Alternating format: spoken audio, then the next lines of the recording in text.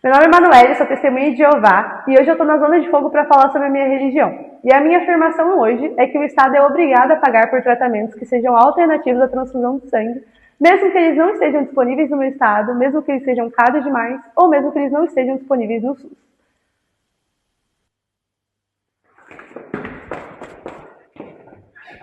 Prazer, meu nome é Maria Fernanda e uma resposta a essa sua afirmação é que assim, o Estado ele é laico.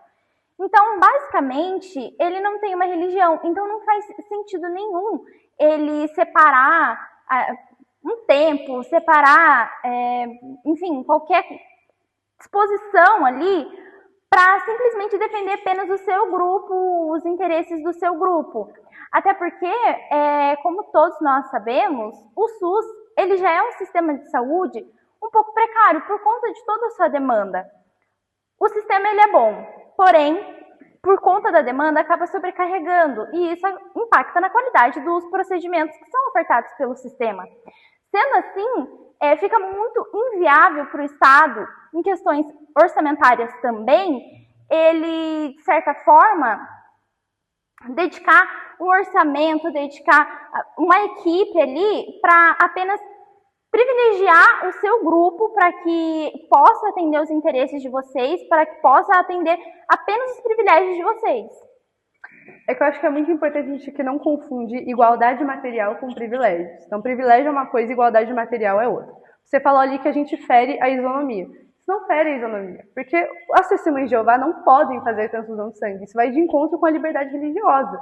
Isso vai de encontro com a minha fé que eu tenho a vida toda, entendeu? Então, se a gente colocar assim, que por conta do Estado não conseguir fazer o orçamento para priorizar outras demandas do SUS, por ter essas questões, isso acaba anulando o meu fator de existência, porque eu dependo desses tratamentos que são alternativos, que são mais caros, para eu conseguir existir sem necessariamente ter uma transfusão de sangue. E eu preciso que o Estado seja responsável por isso. Eu, como cidadã, não consigo fazer essa modificação, por mais que ela seja importante, né?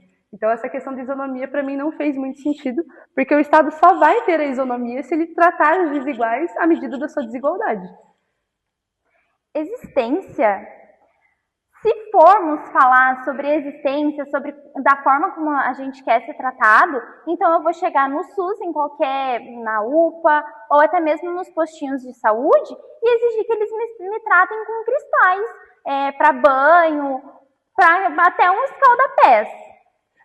Eu acho que você está confundindo muito a questão do que são direitos humanos e o que são privilégios. E se esse de fato for o caso, então sinto muito, você não tem disponibilidade para estar aqui nesse debate hoje. Gente, me lacrou. Meu nome é Esther, eu sou agente de saúde do SUS. Eu gostaria de saber como você justifica um gasto excessivo para uma questão sua, por causa que você escolheu isso, sendo que o SUS nem tem dinheiro suficiente, não tem verba suficiente para tratar das coisas básicas, da saúde básica. Por exemplo, não tem dipirona no postinho direito, e aí você quer algo a mais, por causa da sua religião, por causa do que você acredita? É que eu acho que assim, o Estado, ele é... Gente, peraí. O Estado, ele precisa fazer essas garantias. Eu não consigo fazer a transfusão de sangue porque isso vai de encontro com a minha liberdade religiosa, que é um direito que está assegurado pela Constituição. A Constituição fala no artigo 5º que as pessoas têm direito à liberdade religiosa, que as pessoas têm direito e autonomia sobre o próprio corpo, sobre a própria liberdade. Então, assim, se a gente for colocar isso na ponta da caneta de fato, o Estado utilizar dessa argumentação de que ele não pode me oferecer tratamentos, que eu preciso ter acesso para conseguir sobreviver, porque não tem orçamento suficiente no SUS, é uma questão da administração pública. É uma questão unicamente do Estado. Eu, como cidadã, não consigo interferir nisso, né? Então, assim, o Estado não pode utilizar dessa questão da medida do possível, dessa questão de não ter dinheiro suficiente para ir de encontro com a dignidade individual. Nesse caso, a gente entra com a lei, né, que ela não está generalizando apenas uma só grupo ou um povo em si. Ele está falando sobre uma totalidade de pessoas, né? Aí, nessa visão, se a gente for ver, isso seria um capricho do grupo de vocês, uma coisa que não tem nada a ver ali, que não se encaixa tanto aos princípios da lei. Eu ainda acho que tem muitas divergências com relação a isso. Meu nome é Caliane, eu sou médica, eu trabalho no Regime de Saúde e pai. O meu trabalho é salvar vidas, correto? Sim. Se eu estiver atendendo a sua ocorrência e você estiver com um risco de vida, você deixaria que os médicos fizessem o trabalho necessário para salvar a sua vida? Se envolvesse transfusão de sangue, não. Mas se por um acaso você chegasse a falecer? Gente, ainda não, porque isso vai de encontro com a minha existência, gente. Isso vai de encontro com a minha liberdade religiosa. A gente não pode fazer transfusão de sangue. Isso fere a nossa religião. Ok, eu deixaria você morrer. Eu teria que responder judicialmente por eu ter deixado você morrer pela sua falta de bom senso em deixar a transfusão ir no seu corpo. Mas aí, para esse caso, a gente já tem um recurso extraordinário do STF, que ele decidiu que pessoas que são testemunhas de Jeová, que são maiores de 18, que já têm capacidade para decidir por si só, elas não precisam aceitar a transfusão de sangue. Inclusive, né, eles falam muito sobre isso, sobre a autonomia do próprio corpo. Então, se o Estado, por acaso, interferisse nisso, ele ia estar interferindo na minha liberdade, tanto a minha liberdade individual, quanto a minha liberdade religiosa mesmo. Podemos puxar vários debates, como a eutanásia. Em vários países é permitido, mas no Brasil ainda não. Outro exemplo, o aborto. Espera essa Olá, eu me chamo Vitória, sou estudante de Direito e estou no quinto período. Já de início, eu acho que a gente tem que colocar em pauta a Constituição Federal, né? Porque você fala muitas vezes ali que a saúde é um dever e, além de ser um dever, é algo para todos, né? Sim. Porém, aí você está entrando em um caso que deixa de ser para todos. Quando você generaliza que o seu grupo precisa de um tratamento diferente. Nós sabemos que o nosso próprio SUS já não trabalha de uma forma tão correta, não recebe todas as verbas que deveria receber. E aí, nesse caso, você entra com a situação de que você deve e merece receber um tratamento à parte, totalmente diferente, né, do que a gente, como um total, recebe. E nesse caso, eu acho muito desnecessário, a gente não tem como colocar a lei que é para algo de todos, que generaliza ali a situação, numa questão que você generaliza para vocês e por si só. Tá, mas aí a gente entra na questão de novo da isonomia, de novo na questão da Constituição. Você que estuda de direito, você sabe, então, que o Estado coloca, por exemplo, a teoria da dimensão dos direitos fundamentais. Né? Então, se a gente tem uma decisão sobre um direito fundamental, a gente sabe que ela não pode ter um retrocesso. Que ali, a partir dali, ela só pode ter coisas a mais, coisas que vão beneficiar ainda mais esses direitos fundamentais. Então, assim, sobre a questão da transfusão de sangue, eu acho que, no geral, ninguém entendeu muito bem. Isso já foi decidido pelo STF. Ponto.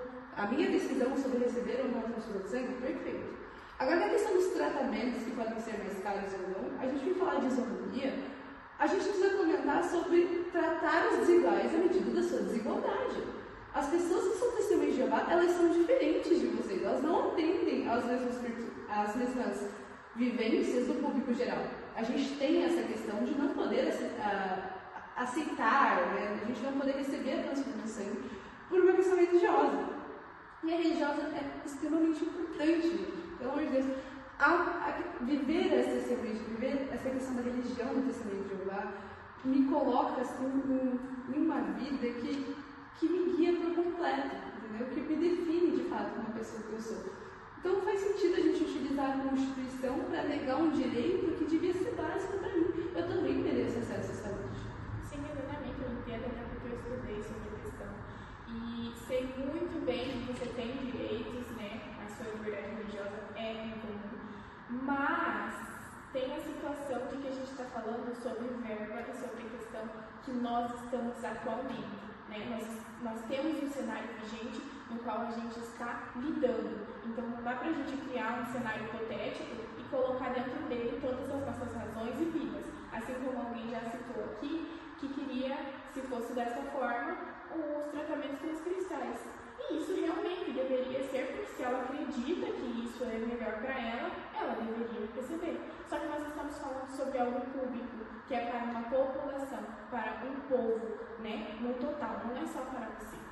Então eu acho que aí você está querendo favorecer apenas um grupo nessa situação, e além do favorecimento só de um grupo, você está deixando de mero capricho de pensar naqueles que também necessitam. Até porque eu colocar uma imposição de que o Estado deixe guardado um valor que seria grandemente significativo só para os seus tratamentos, né, os tratamentos desse povo, desse grupo, e não saber quando que eles vão ser usados. Essa verba vai ficar guardada há quanto tempo? Quantas pessoas vão passar por tratamentos muito mais caros e muito mais necessários